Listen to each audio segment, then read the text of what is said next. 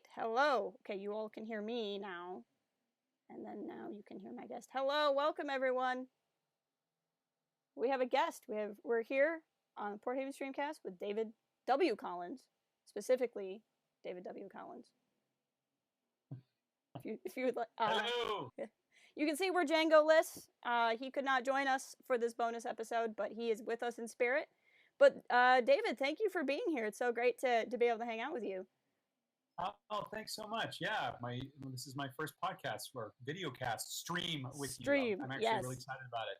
Stream, and yeah, the W. Boy, I'm cursed by the W because there's so many David Collinses in the world. So when I first joined the Actors Union, they were like, "You want to use the middle initial because we've got like 50 David Collinses," and I was like, "All right." So there you have it. You know, it's not me trying to be fancy. It's me just trying to like figure out what to call myself. And differentiate. That makes sense. Like being like John Doe. Yeah. Yeah. Well, I guess I should tell the story. Of how we actually met at Celebration. Yeah. Which is what led to this conversation here today. And I saw you on the show floor on Monday, and I'd watched your episode 1 music panel a few days prior.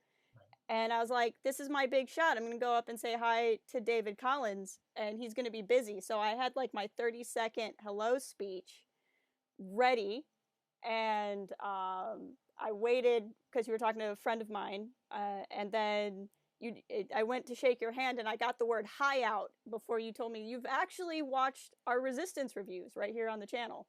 Yes. That's right. That shocked me. I think my brain shut down because then you introduced yourself again, and I went, "Oh yes, I was having a conversation."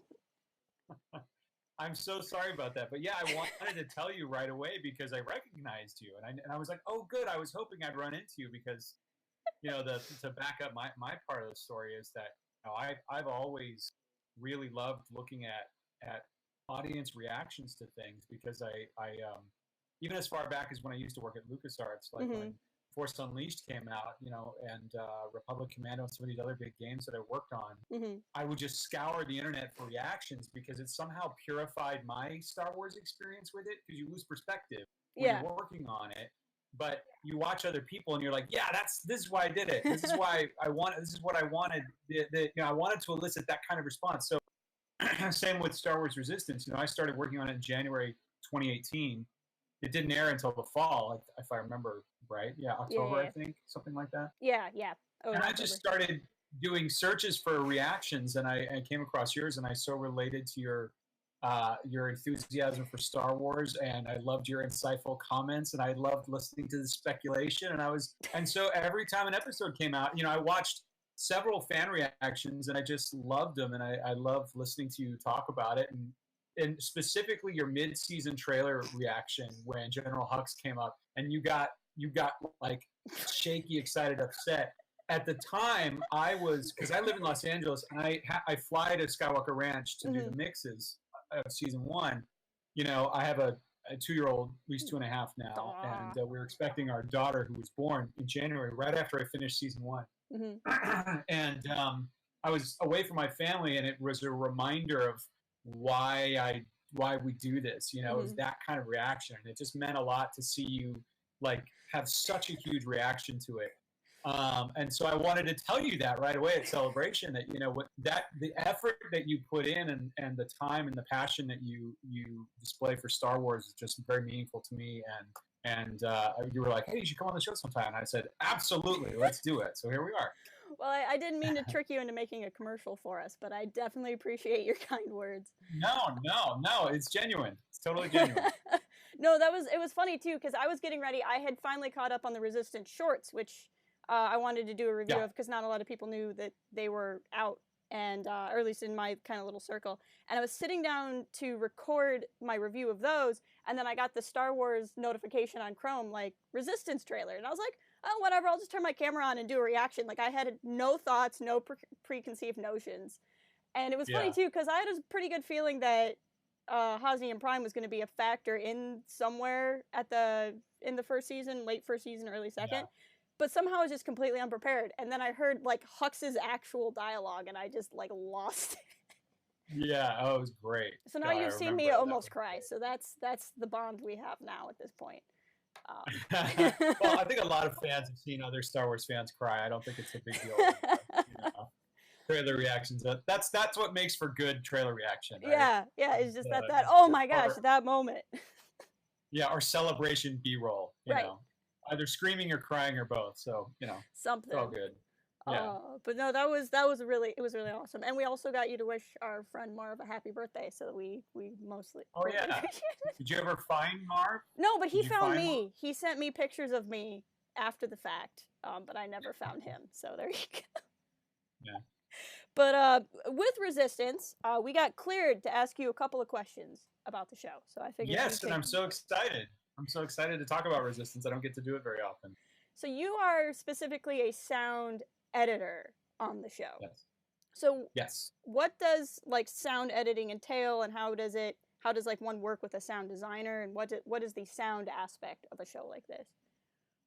Sure. So yeah, I was lucky enough on season 1 to be the sound editor and also the mixer, the re-recording mixer. So what that means, I mean, in general with sound and on an animated series, they're similar and different to live action. I mean, the similar thing is that you capture almost nothing on set in a live action shoot. You're capturing some dialogue if there isn't a lot of noise. In Star Wars movies, a lot of that's replaced anyway in the studio later. And so when you first get a cut of a reel on a film, or if you get the final locked picture of like an animated TV show like Resistance, all that's really in there that you're working with is the dialogue that the actors recorded. So the way the process works is that they'll write the story for a particular episode, and they will go in and record the actors, and then they will animate and lip sync to the actors' actual performances. And a lot of the actors' performances dictate the timing. Of course, there's a lot more that goes into it. There's a lot of manipulation that happens, at Lucasfilm Animation. And of course, they're doing all of these wonderful visuals. I mean, they're rendering, 24 gorgeous photographs a second, for 22 minutes and 2 seconds or whatever an episode is. And by the time they get it all locked in and they've got everything ready to go for an episode, they turn it over to Skywalker Sound. And that's when I get it. And a couple of things happen. They also turn it over to Michael Tavera, the composer. And they have a lot of notes. They have guide tracks. There's, the picture editing department at Lucasfilm Animation is also cutting in like temporary sounds and temporary music just to get an idea of what the episode is going to feel like. And then they give it to us. And my job is to basically score the entire show with sound effects. So it's like a blank canvas, and I put in all the ambient sound for different ships and cockpits and Yeager's hangar and the sound of the Colossus and ocean waves and things like that. And then I put in all the sounds for BB-8 or CB-23, and I put in all the different droids, the creatures, all of the ship sounds, anything that you hear, basically, I've edited into place. Okay. Or manipulated with plugins and all of that. Every blaster fight, every time there's a muzzle flash on screen, I'm editing in laser sounds.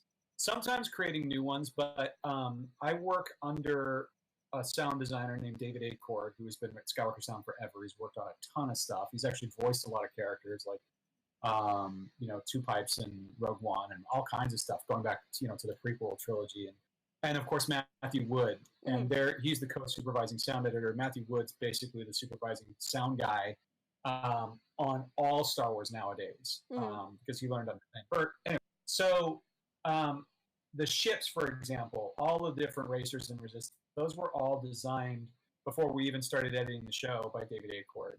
The pirate ships, all that kind of stuff.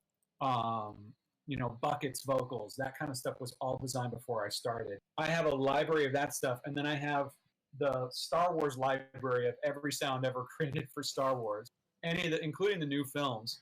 And then I've got all the stuff that Skywalker Sound's ever done. There's an episode where the Colossus is coming out of the water. Well, first it sinks, and then it comes out of the water. And I was able to go into all the source recordings for Titanic, for example, and like, ooh, that's kind of a neat gurgling sound, and that kind of stuff, because that was done at Sky Sound, 20 years ago.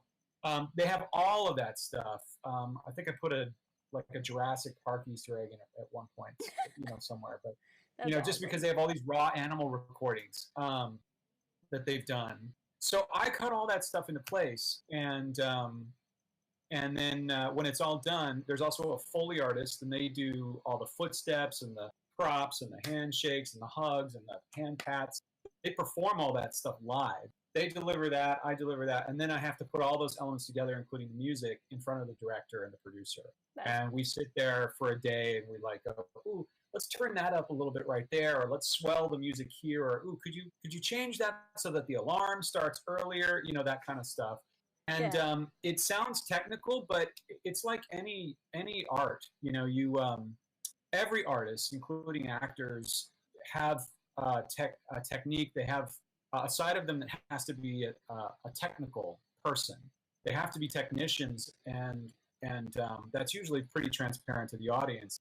But an actor has to hit their mark. They have to find their light. They have to memorize their lines. Mm-hmm. A sound person better know how to edit sound, better know how to mix, better understand the technical stuff. But the real fun is when you're a Star Wars fan and you're editing sound for Star Wars, is doing everything you can to make it feel like awesome Star Wars, to kind of give you that same thrill that Ben Burt and Sky Sound gave us for all those movies, when I was growing up and beyond. So it's really a fun creative process, and it's like putting the icing on the cake. That thousands of people have worked on something, right? And at the very, very end, you get to do the final mix with the director and be like, "Is this it?"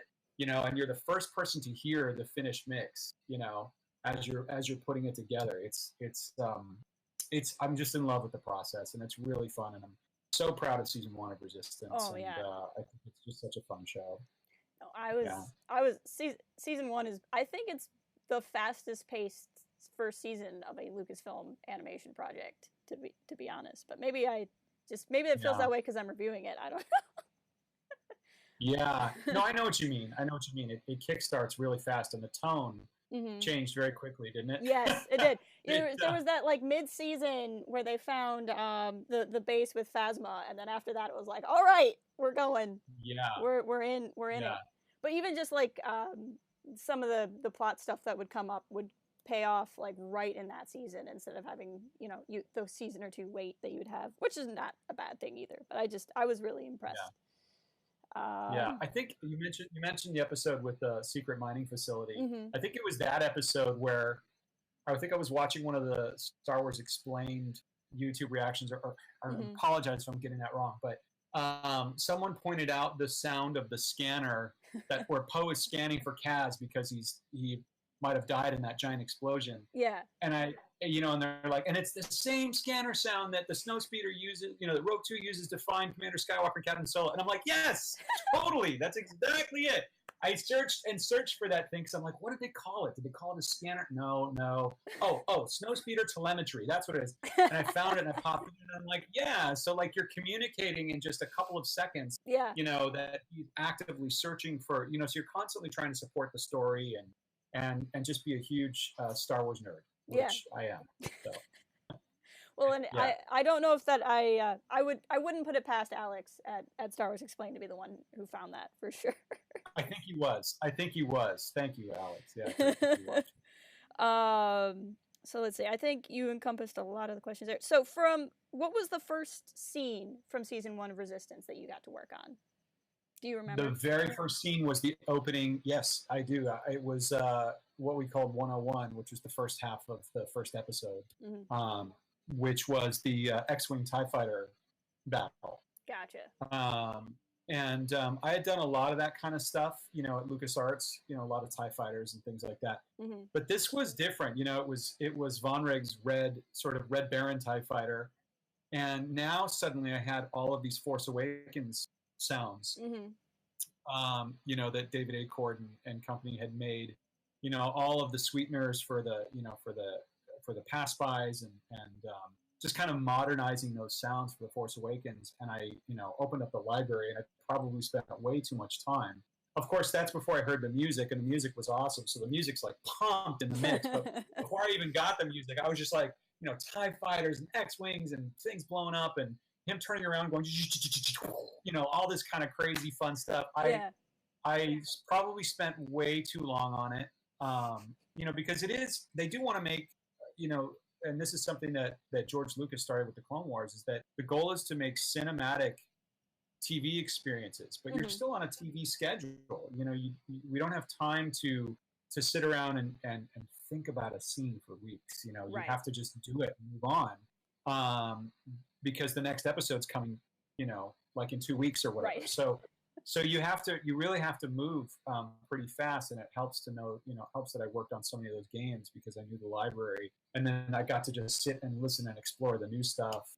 But yeah, that entire first half of the first episode, which is, production, we called it 101, Mhm. 101 and 102 combined. That was the first scene that I worked on, and I just remember going, "Oh man, this is going to be fun." Yeah. It's a lot of work, but it's a lot of fun. Yeah. Do you remember what was the last scene from season 1 you worked on? Yeah, I mean, I'm lucky enough to go in chronological order, which is great. So I get, and we mixed it in chronological order. So I think I watched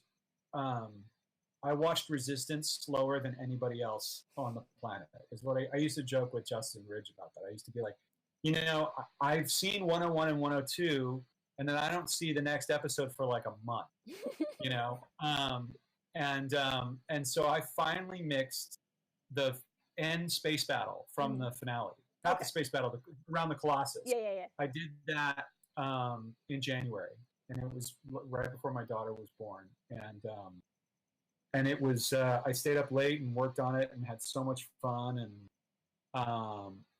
there's just so much happening in those last 2 episodes. It's the last episode starting with where it picked up, which is Hux's speech, all the way to the big space battle with the Colossus lifting up and taking off into hyperspace. That was the very last thing I did on season 1. Okay. So I got to wrap season 1, and then I took some time off, before season 2, and I was really, really proud of that last episode. It was so fun to do, so fun, you can never have enough racers anyway. No, yeah. No, when you say you get to edit in chronological order, if you have an episode where it's cross-cutting between different things, so like in that space battle, you're following the pirates and you're following the aces and stuff. Do you edit like all of one thread within an episode, or are you editing what is going to be chronological order? Like, so you would jump around as well? Right. That's a great question. So I took over from an editor. Her name's Bonnie Wild, and she edited almost. I think she holds the record for most editing and mixing of Star Wars animation, because she worked on Clone Wars. She did, I think, 3 of the 4 seasons of Rebels. Gotcha. And she had done The Last Jedi, and I think she was moving on to Captain Marvel, or she was moving on to something up there. And so she brought me in my first day. She said, my suggestion is start with the background sounds, like start with the ambiences. So it's like, and I used to do this at LucasArts too, like in the Force Unleashed cinematics, I did this, where you kind of carpet the world with sound. Like literally, if they're in the marketplace, you have the sound of the marketplace. And if they're in the hallway, you have the sound of the hallway. If they're in, Aunt Z's cantina, you have the tavern of Aunt Z's going. So you just kind of carpet shot to shot to shot to shot the entire thing. And that includes like cockpit perspective shifts, like Pipes talking to Kaz, who's talking to Griff, who's talking to Freya. And every time you go back and forth, with the camera cut, you hear the sound cut. And I'll do that entire pass first. And then I'll move on to droids. And let me tell you, BB-8 is so much more expressive as a rolly. Any rolly is so expressive. And what that means is that they're constantly making sound. Like every head turn, every anything. And they speed up and they slow down and then they kind of roll around like that. Well, we don't have sounds that are exactly choreographed to that. So what I did was I took a loop of BB-8 rolling, or I took a patch of it and I looped it and I put it on a piano keyboard sampler, and then I use the pitch and I just hold it down and it just loops, and then I use my pitch wheel to go, and I play it. I literally play in the sound of BB-8 and then CB-23, which I made for that episode where they have the giant monkey lizards, and they find Sonara. So that was the first CB-23 episode, so I had to make another one. But those 2 rollies just constantly interacting with each other. I play all of that stuff in on a keyboard, and then I have like my octave of head turns and my octave of bumps and my, and I just sit there and I play it in like MIDI, not to get too technical. And then I go back and I record that and really edit it into sync when I can't play it in very well or it's too fast or whatever. So I do backgrounds, I do droids, then I do ships, then I do lasers, then I do explosions, and then I kind of fill in all the holes. So I kind of keep doing passes in an episode because it's long. It's like 20 minutes of scenes, and then every once in a while I'll kind of drill down into one scene and make it fun, like really get detailed about Kaz trying to get the fireball motor to work or whatever, and then it ends up kind of like falling into the ocean. And then it falls in the ocean. I put a little Looney Tunes sound of an airplane going, splash, like that. It's just so fun to carve that stuff out and find those funny moments too. Sorry, one funny story is in the first episode, we're trying to figure out how comic to make it versus how grounded to make it. And at one point, Bucket smacks Kaz in the head. And he goes, and he makes like this totally distorted face and then falls out of frame. And I'm like, do I put birdies in there or no? Do I do that? No, okay, good. But I did have a version at one point that was like knock, and it's literally like a coconut, like, and he goes, and it was like, we cut that out. It's because that just doesn't feel like Star Wars. But you're trying to, like, it seems obvious now, but when you first started the show, you're like, what are we going for here? How comic do we make it? How much, do we ground it? And I think we all kind of, you have to almost take it one step too far and then pull it back. And that was kind of a fun experience for me to learn that. And then as soon as I pulled it back, I was like, oh yeah, duh, that's totally wrong. Thank you, director. Thank you, supervising sound editors. Who are brilliant, by the way. Anyway, that's more than you asked. You can tell I'm excited about it. That's fantastic. I love it. Well, I mean, obviously that's always a big thing with Star Wars is because tonally, you'll have something like Resistance, you'll have something like The Last Jedi, you'll have, Clone Wars was all over the place in terms of tone in a good way. It's one of the things I like the most about Star Wars is, I mean, you can have something like this in Legends. There's like books about zombie stormtroopers. Like you can kind of go anywhere with it as long as you kind of sell the idea when you start, and so I like hearing stories like that. Well, it seems obvious. Like even when I tell it, it's embarrassing. I'm like, why did I think that was a good idea? But then you remind yourself of Chewbacca yelling like Tarzan when he's swinging through Kashyyyk in Episode 3. You remind yourself of these little things. Oh no, that happened in Return of the Jedi. Yeah. But I think did it happen again in Episode 3?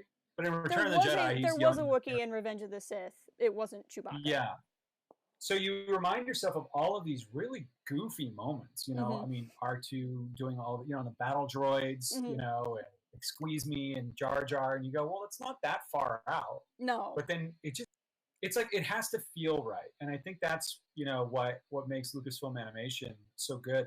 And especially Dave Filoni and Justin Ridge and the whole team. I mean, they walk that fine line of comedy versus drama, and Star Wars has both, and so you just have to almost case by case it. Like, can you get away with this? Does this feel right? In that particular case, it didn't. But later in the episode, I feel like Sonara and Kaz and Nico are constantly hitting stormtroopers over the heads, and I have this really goofy sort of funk sound, which is kind of based on Ewoks hitting stormtroopers with rocks on their heads, but I made it a little funkier.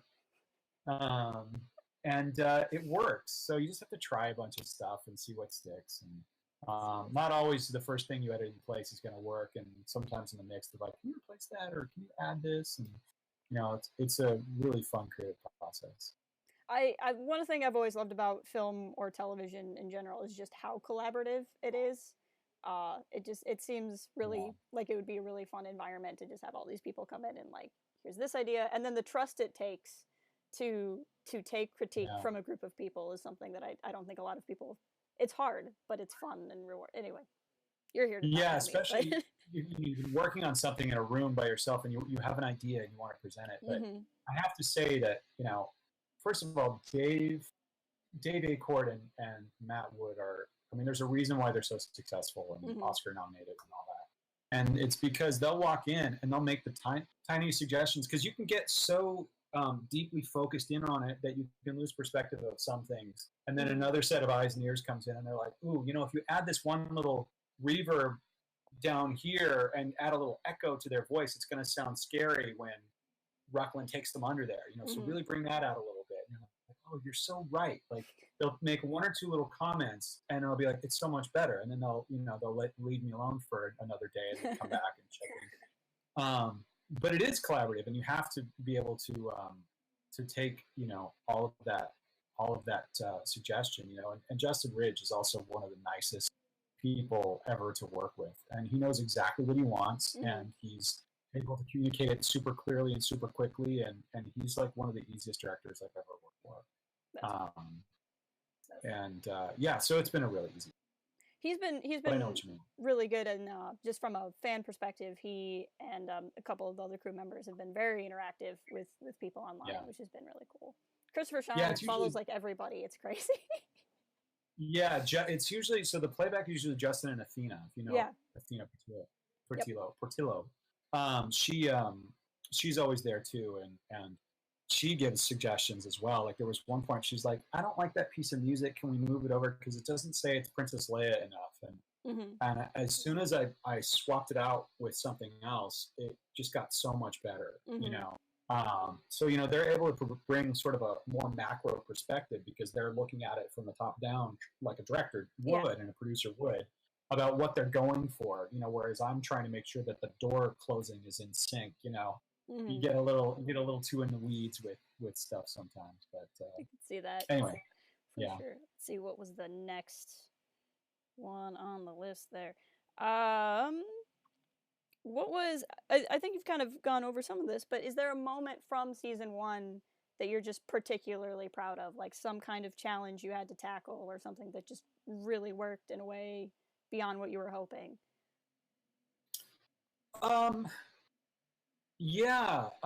Well, I have a few. Let me try and bring up something I haven't talked about before.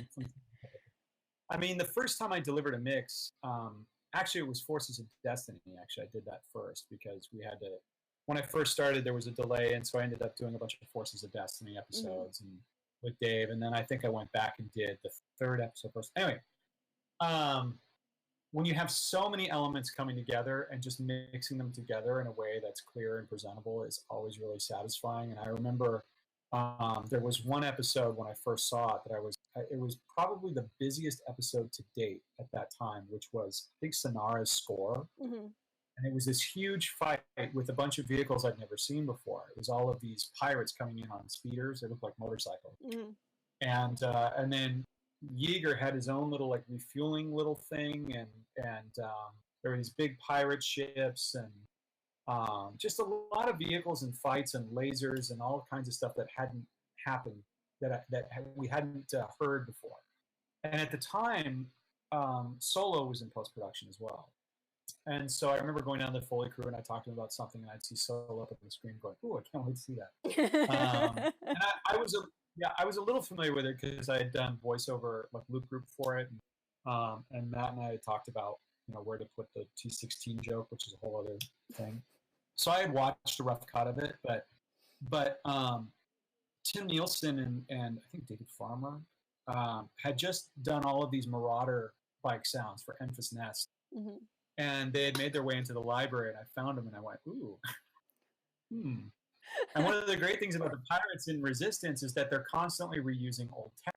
So I felt it was very justified that perhaps these, you know, proto-rebel speeder engines would wind up being there in pirate speeders, you know, decades later in Star Wars. And so I rated that Marauder speeder library like you wouldn't believe it. And, like, I cut it into the episode. I'm like, this is so awesome. And, like, you know, in the train heist in Solo, you hear it very briefly, and they're so new that I thought reusing them was great. So I used those, some pod race engine stuff, some episode 3 kind of, you know, odd sort of speeder type of stuff for Yeager's speeder. You know, they're trying to get the targeting system in, you know, to get the defenses back up online. And then I was using all these indie punches for Sonara because I wanted her to be a badass.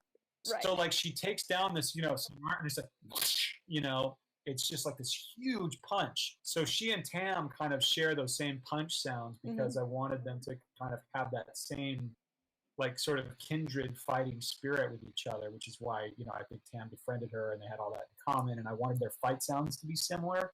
And it's funny because I did that episode before I did the one where they found Sonara. We actually did those in reverse. So I'm a liar is what I'm telling you. It's like we actually did those in reverse.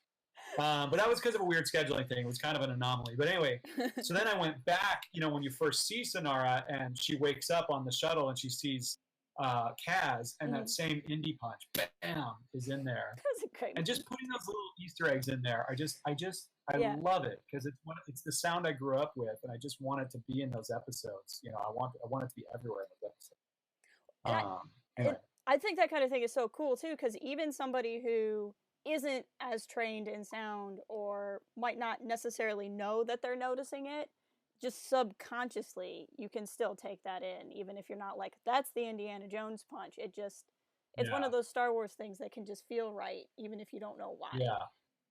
Yeah, it feels huge. Yeah, and that's usually sound and oftentimes music is that way too. It's kind of this invisible art that preys on your subconscious mind, but it does send a message. It does affect, your mood. It affects how you feel about scenes and characters, and the way you know that is if you cut in the wrong thing, and you're just like, well, that's not it at all. And when you cut something in that's right, it's like the images just kind of pop out on the screen, So yeah, those are fun. The Bebo episode was fun too, doing the creatures for Bebo, creature sound, Bebo's mother, and just raiding the Sky Sound library for creature sounds and manipulating them, doing underwater Leviathan type of creature design was super fun, really, really fun. But that was a fun episode. Your Easter eggs are getting a lot of love in chat currently. They are. Oh, they're good. Very excited.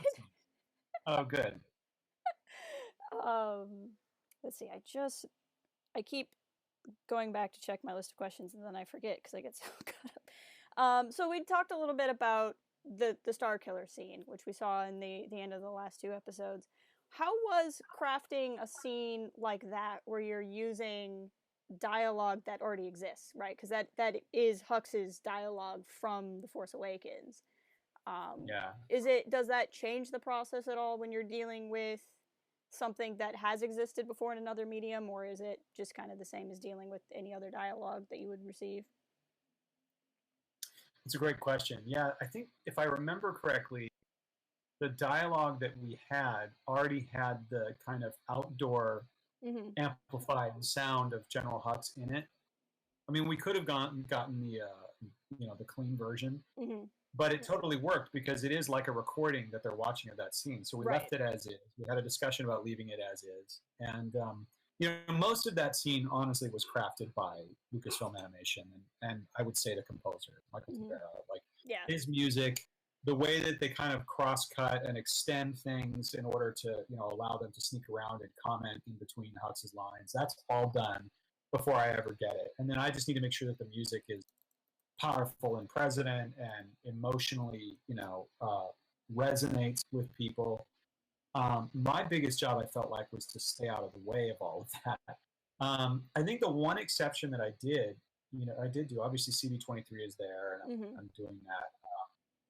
There's kind of a weird thing that happened in that sequence where when you first get it, you just have the raw recording of Hux, which already sounds pretty cool because it's been processed for that movie. But then you have a couple of actors that are just going, huh! They're literally just going, huh! And you see Stormtroopers on screen do this. Yeah. And I wanted to make that seem cool and not kind of fall flat. And so I tried to picture, what are they responding to there, and how do I help sell that at all? Besides, you filter the performance, so it sounds like it's coming out of a mask. Maybe you add a little foot stomp or something like that.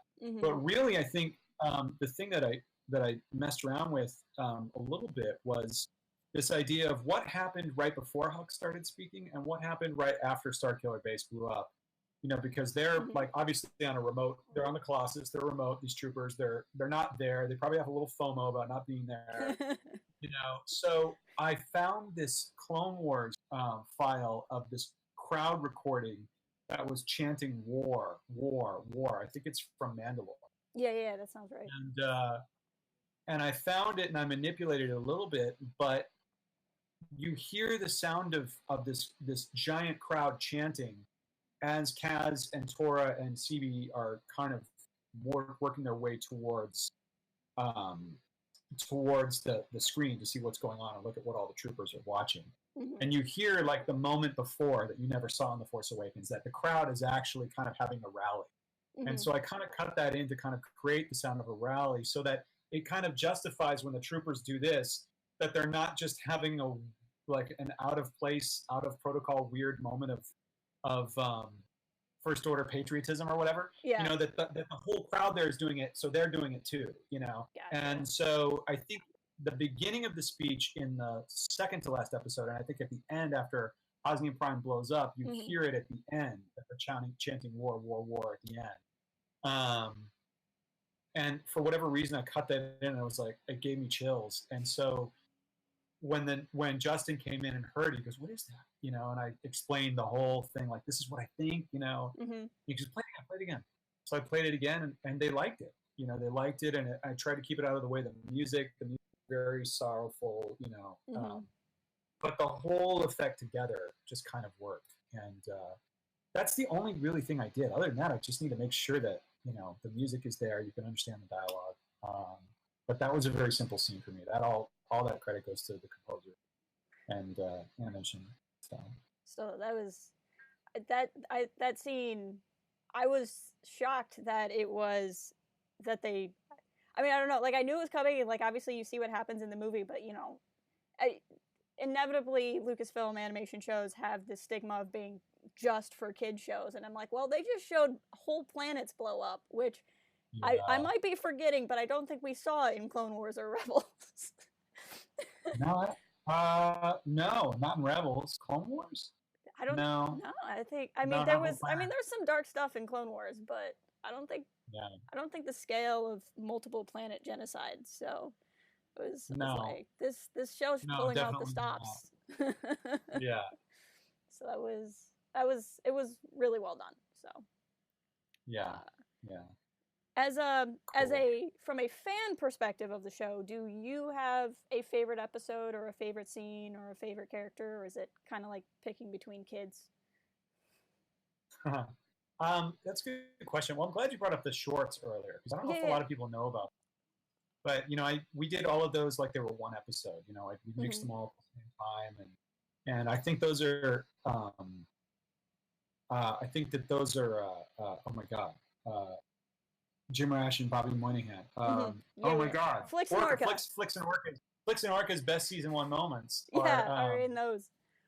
They're so good, you know, and I just had so much fun with those. And they were very funny, and getting to do that stuff was really fun. The shorts were really great. I mentioned Sonara's score.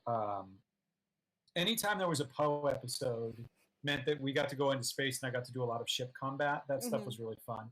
The one where they fly, one of the most challenging episodes of the whole season is when they fly through the cored out planet and they get caught in the gravity well. That was a interesting one to try and convey how that was all working while there was dialogue and music and all kinds of stuff happening. You know, it gets very crowded and your ear can only pick out, you know, so many things at once. Right. But trying to convey that sort of out of control nature, and that was a really fun episode. I was really proud of that one. I love Flix and Orca. I love the Colossus. You know, I love that you feel like you're on some sort of tropical vacation in season one. Right. You know, it's kind of a nice, bright, refreshing visual. And I just love, I mean, anything that Amy Beth Christensen does. We've worked together for years, you know, because we're at LucasArts together. And I'm such a fan of her visual style. And, you know, I mean, everyone there. And I just love the Colossus as a character. Trying to think. Yeager's great. Yeah. Oh, yeah. It was great. Yeah, it was great to see Elijah Wood's character, Ruckland. I love how he's got this kind of like blonde feathered Karate Kid villain thing going, which is great. I don't know. I think that's about it. There's a lot. I think for me personally, there's always going to be a soft spot in my heart for Niku. That Yeah. guy just, I don't even know. I don't know how much you've seen, but there's a very large collection of Niku gifs going around Star Wars Twitter now. Especially the Well, I one where haven't he's, seen especially one where he's just saying food 20 times. That a lot of people have felt that moment very spiritually. Yeah. Yeah. That's funny. So no, it's been Yeah, he's great. yeah. He's great. I electrocuted him so badly in one. It's like this huge sound, you know, and then like the smoke trailing off of him. Poor Niku. Or when he meets the one fellow that's like a cousin of a species, and they just like scream at each other. Yeah, that was a good episode. That was a great episode. Yeah. Oh man. Well, we've talked a lot about Resistance. I know you've probably talked about a lot of your other game work a lot, but I'd love to pick your brain a little bit because you've worked on like a lot of other Lucasfilm projects and a lot of LucasArts projects. I was saying just a month or so ago, we finished up streaming through The Force Unleashed, which is I love that game. We had one person in chat who said she showed up because I put Proxy on the thumbnail, so there is still a very avid fan base for the game. Oh, that's great. Yeah, I love Proxy. I always wish they did an action figure of Proxy. He would be so cool. He's one of the coolest looking droids they ever had, with just like the electro fields around him. I liked it too because I'm actually a fan of the Peter Sellers Pink Panther movies, and so he always reminded me of Kato from those movies. He's like Kato or Shang Tsung from Mortal Kombat in that he can appear to be anybody else. Yeah. I always thought he'd make a great fighting game villain. But yeah, Proxy was great. That was a huge, huge part of my life. Mm-hmm. It was 2 very stressful but really rewarding years. I still, to this day, I think Force Unleashed is probably the hardest thing I ever did. Mm-hmm. And it's because, we've said this before, but at the time, the prequels had wrapped. Nobody knew that the Clone Wars was kind of happening secretly, and so LucasArts embarked on this incredibly ambitious thing to make a game all about the Force and tell a new story right after Episode 3 in between the trilogies. And the consoles were new. The Xbox 360 was new. The PlayStation 3 hadn't even come out yet, and we didn't actually get development kits for that until halfway through. The team was brand new. The story was new. The gameplay, the IP was new, and we're also using these new technologies. I won't go into the details, but there was a new physics technology, and there was a new sort of ragdoll physics technology, like biomechanical AI that they had, which ended up shipping in Grand Theft Auto first because we were delayed. And I was the audio lead on that project, which meant that I, was responsible for everything that kind of came out of the speakers, the sound, the music, the dialogue, and so we had a really large team working on that for a long time, developing the sound engine and then throwing it away and then developing it again. It was, it's so much easier nowadays because so much stuff is off the shelf and so powerful that, even in the mid 2000s, it was, there were some off the shelf solutions, but people didn't trust them yet. It was just a really weird time in game development. And so it was a unique, brand new engine that was being developed with ILM. It was a new sound engine that we developed from scratch. And we were doing mocap and likeness capture for the first time. And, Sam Witwer and I had been friends because my best friend Patrick growing up went to Juilliard, met Sam, and he was a LucasArts fanatic. And I had just started working there. We're telling the story that Sam looked like the concept art, and you needed to, they brought him in. Yeah, so they brought him in, and at the time I was reading across from everyone that auditioned, and it was fun. We got to go to LA and London, and Sam auditioned for like 45 minutes straight, which is a really long time for an in-person audition like that. But of course, he got the part, and we were friends, and I just kept reading parts during the table read, including Proxy. And I have a theater background, and I'm a voice actor and things like that. If people are watching, I play the dad in Boss Baby on Netflix. We watch that show, Voltron, stuff like that, and the Star Wars film. And so I was at the table read, and I just started reading what I thought Proxy should sound like, which is this kind of like naive, super excitable robot that has no idea how dangerous he is and wants to try and kill the apprentice, and probably has no concept of what death actually is. Because if you die, just reboot. Right.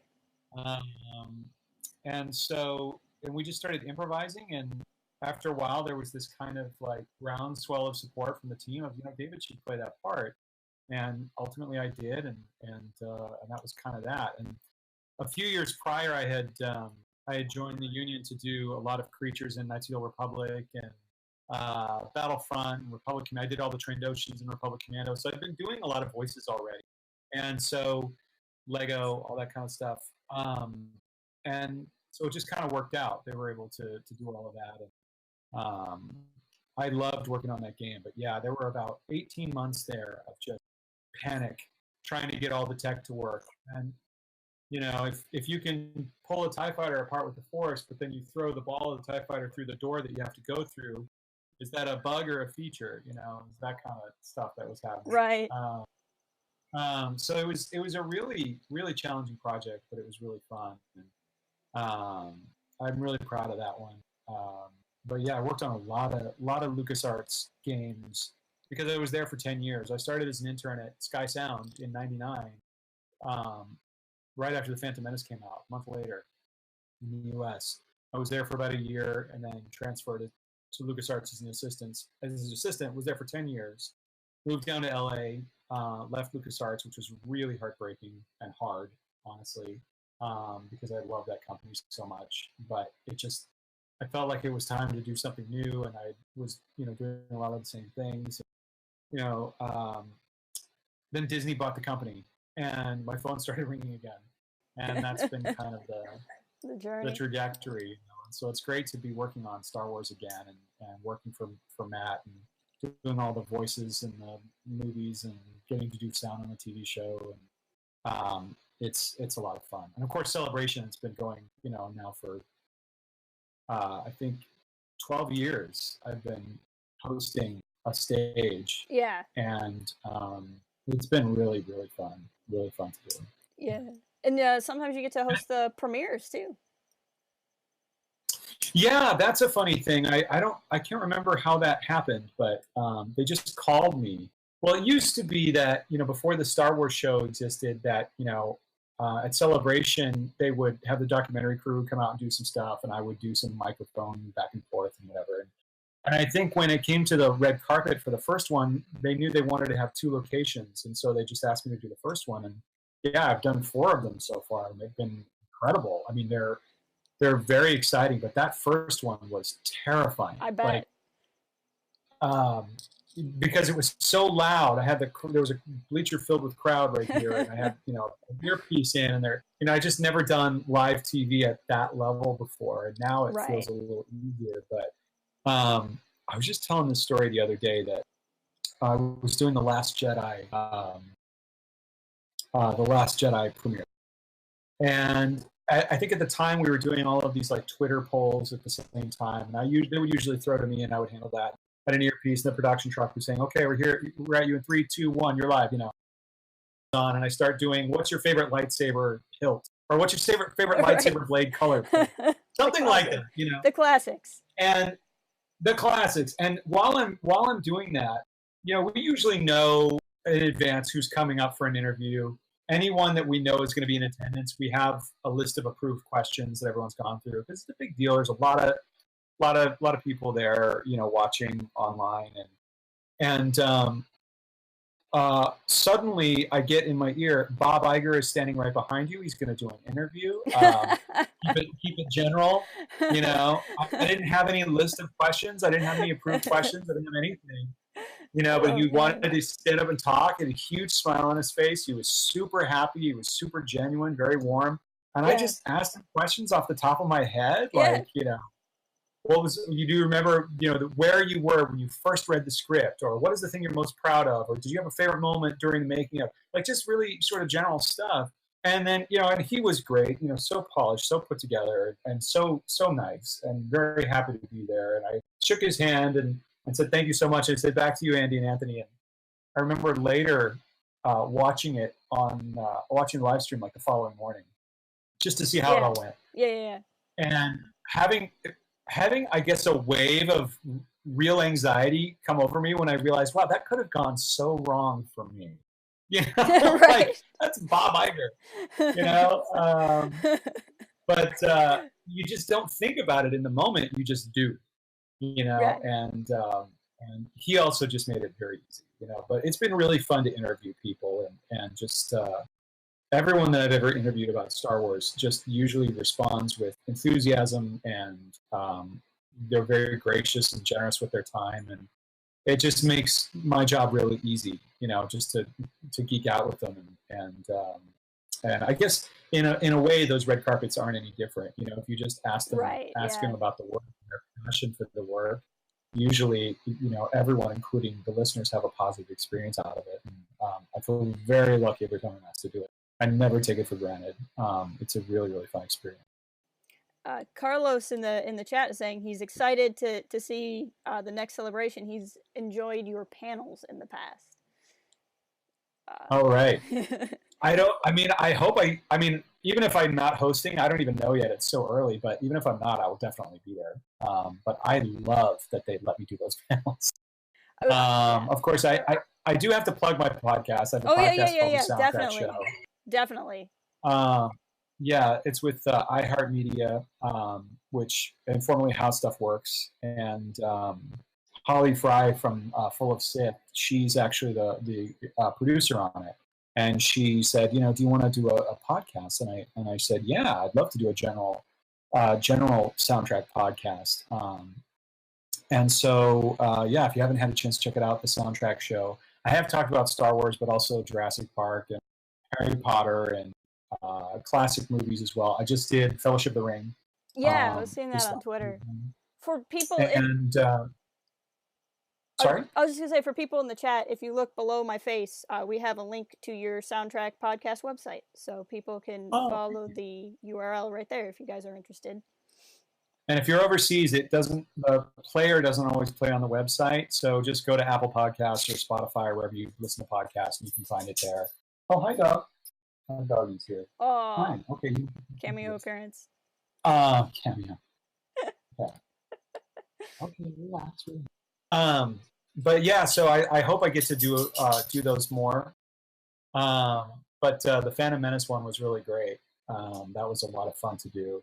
Rogue One, Empire Strikes Back. So who knows? Who knows what I'll get to do next year if I get to do one. But I hope they let me. That would be really great. We get to see you at the. I'm putting it out into the universe. Yes.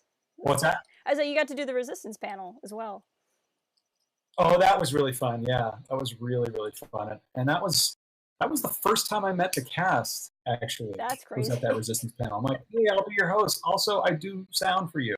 I love it. And they were all amazing, just amazing backstage, and yeah, everyone was so excited, so happy to be there. And then when Donald Faison and Bobby Moynihan jumped off the stage, and ran that was the crowd, great.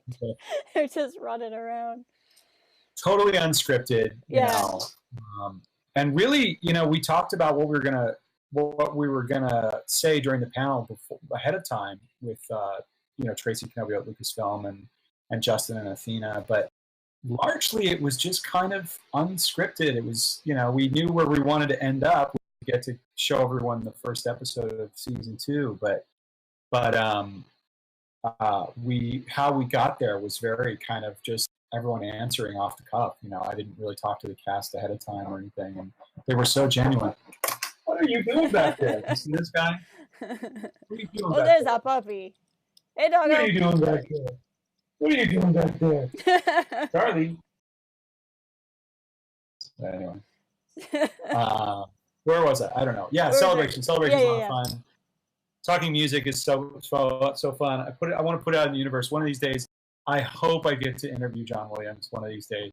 I'm pretty sure is this the one? These are I saved some of these. These are my cue cards from some of the That's awesome. world premieres, and they have questions, you know, written on the back. So I read them like that. And I had one for John Williams, but we missed them. That was during The Force Awakens. I had a John Williams one. I was like, is this going to be the moment? Is this the moment? So hopefully one of these days I'll get to interview John. We'll be watching the Tross live stream hopefully and see if. Yeah. Oh, now that my co-host isn't here, this is the perfect time for me to ask a question that will bother him. He and I have a debate because I pronounce it Tross. He does not like that I say it like a word. How do you feel? Do you say episode 9? Do you say The Rise of Skywalker? Do you use the acronyms? Do you say Tross? I say F9. You say I just say F9. Yeah. Part of it is because in the library, everything's like F7, F8. And it used to be SW1, SW2, SW3, SW7. And I just think of it as F9 because I've been hearing about it and talking about it before we ever knew the title. Yeah. I think this was the longest wait. And I have to remind myself it's called The Rise of. What's that? I think this is the longest wait we had before we got a title reveal, except for maybe like Return when the title changed. I think you're right. Unless you count A New Hope, since that happened after the movie. Right. Yeah, that was a while after, I guess. But yeah, I think this was the longest time, and I think it's the first time that there was a title reveal in a trailer. In a trailer, yep. I mean, technically Endgame did it, but it was the first for Star Wars. Yeah, that's true. That was crazy. I'm really excited about episode 9. I can't wait. I can't believe that it's when we did Force Awakens. I remember getting an email saying, "Hey, if we have a movie that." It's funny because they called it Avco at the time was the name of the production code name for it. Yeah, it was called Avco, and we would like you to come do Loot Group on Avco. It's a movie that will be forcefully awakening this Christmas or something like that. It said something like that in the email. And I was like, oh my God. Like, I was so excited. And, all of these actors get into a room and Matt's directing all the actors. And there's like 20 to 25 of us. And it's a who's who of Star Wars people. A lot of the Clone Wars cast, the Rebels cast. Some TV actors are there. I think during The Last Jedi, Michael Giacchino was there. Nice. Just to be there, Filoni was in it for The Force Awakens, and everyone's doing like Loot Group and like Walla of Jakku villagers running around. In Rogue One, we screamed for days. Like one of my proudest moments in Rogue One is we got to do the scene with Darth Vader at the end, and I'm standing next to Sam, and he yells "Open fire," which was totally improvised. He just did it, and they loved it, so they kept it. And then there was an actor, it was an English actor that's at the door screaming, "Help us, and take it." Yeah. Well, there's so much noise on the set, and there's all these sparks going off, and they decided for whatever reason for him to have an American accent. So when you see him screaming "Help us" at the door, it's actually my voice screaming "Help us," nice. And then screaming "Take it," like that, no. But getting to do that whole scene and just being so hoarse, we worked on that one for 2 or 3 days, I think, and oh man! And every time we work in this joke about T-15s or 16s or 17s with Stormtroopers having some asinine conversation about speeder technology. We even snuck it into Solo. You could barely hear it in The Last Jedi. You actually really can't hear it all in The Last Jedi. It's so buried. When DJ's like slicing the door, you hear, over the intercom, you can kind of hear that like there's a test lab saying that the 17s have failed. Report to the 17 test lab or whatever. It's barely in Solo. It's so fast. 15s are down. We walk from here, which was a Temple of Doom Easter egg. And then Force Awakens, of course, and Rogue One, the 2 troopers walking on the beach was just like totally improvised. And, that's really fun. I don't even know how I got on talking about this. Yeah, like Lucasfilm projects. Like there's just been a ton, and it comes at you so fast. And that's actually how Galaxy's Edge happened too. I'm working on Resistance, and Matt is down the hall, and he's like, "Hey, you're a Disney theme park fanatic, right?" I said, "Yeah." And he goes, "You write music and sing and stuff, right?" I'm like, "Yeah." And he goes, "I think we might have a project." And so that's kind of how all of the Galaxy's Edge, getting involved with all of the music with Imagineering for Oga's Cantina, voicing aliens for their radio show and stuff. It's just like there's just so much happening right now that it's just an incredible time to be working on this stuff and to be a fan. Right. Oh, it's been good times in the fan department. Yeah, amazing. You know, before we let you go, I was going to ask too while you were here. At Celebrations Past, you got to do some audio shows on stage. You had a Han Solo trilogy, which was pretty fun because we've been saying there was just a release of Kevin Scott's Jedi Lost and like the big thing about audio dramas, but really, I mean, I guess it was still, I think all three of them might have been before the Disney buy. I can't remember. Maybe not. No, it ended after. So you might really have the first audio drama in Well, you know, Kyle Newman, who wrote and directed well, no, he didn't write it. Actually, well, he directed it, but it was, oh my God, he wrote Ready Player One. Ernie Klein. Ernest Klein. So we did a fanboys panel in 2007 before the movie even came out at Celebration in Los Angeles. And I met Ernie, and I think he was wearing like a Rush jersey, you know, like, you know, fully, you know, and like talking about the movie. And Kyle was so young and passionate, and I was like, who are these guys, you know? And you know, I met Kyle in 2007, and then, you know, Fanboys came out, and then Kyle and I met again at a screening here in LA of Episode 1 in 3D at the Fox lot, and he had just heard me do a Han Solo impersonation for the Force Cast at the time. And he's like, I want to do a radio drama at Celebration. I know you host a Celebration. I want it to star Han Solo, and I want you to be Han Solo. I said, okay, because I just moved to LA and I'd gotten an agent in LA and all that kind of stuff. And so he wrote it with his writing partner FJ, and we produced it. And he managed, because Kyle's so good at this. He got everyone out from the autograph hall. He got Tom Kane and Matt Lanter, and he got great cast. Matt Wood and Dee Baker and Ashley and everyone to be in this thing. And I remember the first one, and Claire, you know, Claire Grant, Seth Green's wife, and she's an actress and, you know, powerhouse in her own right. And she was in it. She played Leia. That was really fun. That was 2012, and so that was before the purchase. And I remember thinking, no one's going to come to me.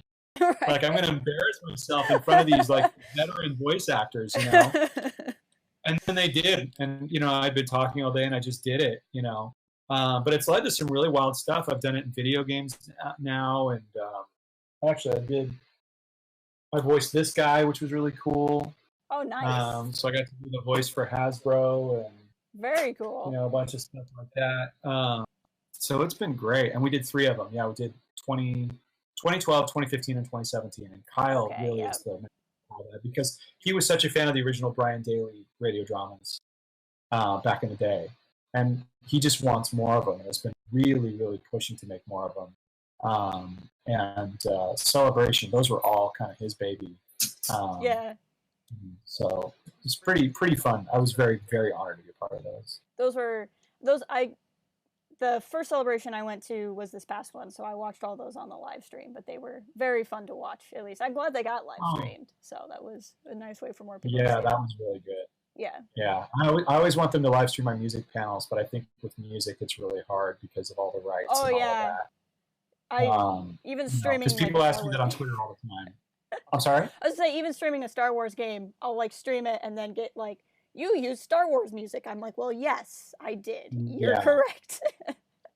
Yeah, because even Star Wars show, I mean, they have to secure rights to all of that stuff, you know, to stream it, and they do, you know, and they're not able to police what content I'm going to produce, right? You know, and fair use when it's in front of a crowd, but if you're going to live stream it on the internet, it becomes a whole other thing. So it would probably be fine, but I don't think they can chance it. You know, it's a huge company, obviously, so it's a bummer. But, you know, I'll just keep doing them if people keep showing up. Right. I'll keep doing those music panels. Those are really fun. So, Carlos in the chat said he might have missed it, but you were talking about Galaxy's Edge. He wants to know if you made it to the park and what you thought of it.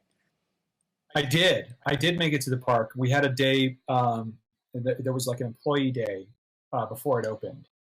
And so my whole family was going to go. Unfortunately, my son got a fever.